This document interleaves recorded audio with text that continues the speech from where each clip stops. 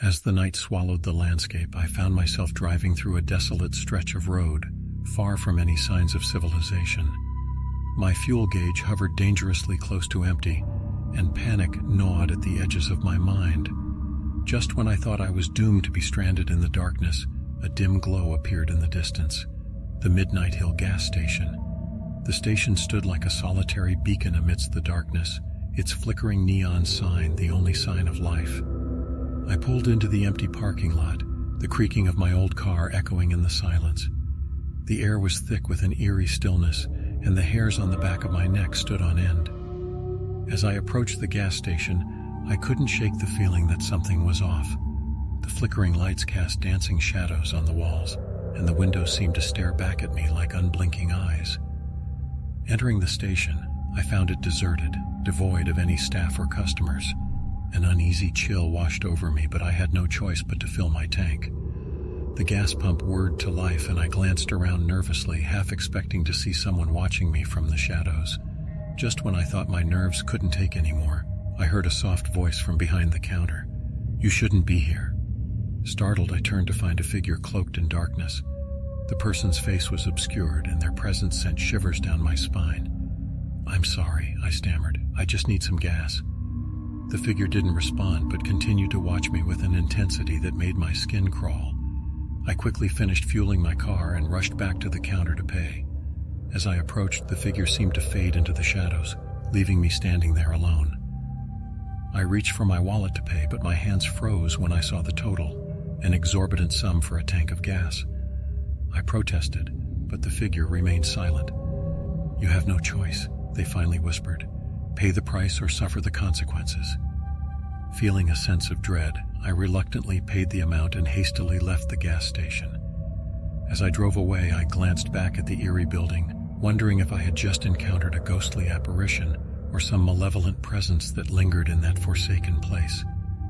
The road ahead seemed endless, with only the darkness as my companion. My heart pounded in my chest, and I tried to convince myself that it was all in my head. But as I looked at the gas station through my rearview mirror, I could have sworn I saw the figure watching me from the window. To distract myself, I turned on the radio, hoping that music would ease my anxiety. But instead of familiar tunes, I heard static and eerie whispers that seemed to call my name. I quickly switched it off, unnerved by the unsettling voices that seemed to echo in my mind.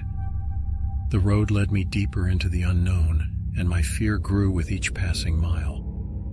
Just when I thought I couldn't take it anymore, my car sputtered to a stop. Panicking, I checked the fuel gauge. It was still half full, but the engine refused to start. With no other option, I decided to walk back to the gas station and ask for help. My footsteps echoed in the desolate night, and the silence was deafening. As I approached the gas station, the neon sign flickered, casting an eerie glow on the empty parking lot. I stepped inside, hoping to find someone who could assist me, but the gas station was even eerier now. The shelves were empty, and the air was heavy with an unnatural stillness. The figure I had encountered earlier was nowhere to be seen. "Hello?" I called out, my voice trembling. "Is anyone here?" There was no response, only an unsettling silence that seemed to suffocate me. I decided to use the payphone near the entrance to call for help. But as I picked up the receiver, I heard a faint whisper. "Don't make the call." I pulled my hand back, my heart pounding in my chest. The voice was haunting, and I couldn't shake the feeling that I was being watched. My mind raced with fear and uncertainty, unsure of what to do next. As I stood there, paralyzed by indecision, a loud crash came from the back of the gas station. I turned towards the sound, my heart in my throat. Something was moving in the shadows, something sinister and malevolent. Summoning every ounce of courage, I cautiously approached the source of the noise. My footsteps echoed in the eerie silence, and the air grew heavier with each step. As I rounded the corner, I came face to face with the figure I had encountered earlier. Its face was now visible, a ghastly visage with hollow eyes and a malevolent grin. My blood turned to ice, and I tried to back away, but my feet wouldn't move. The figure reached out with spectral hands, and I felt an otherworldly force pulling me towards it. In that moment of terror, I recalled the gas station attendant's warning, the unnaturally high price I had paid.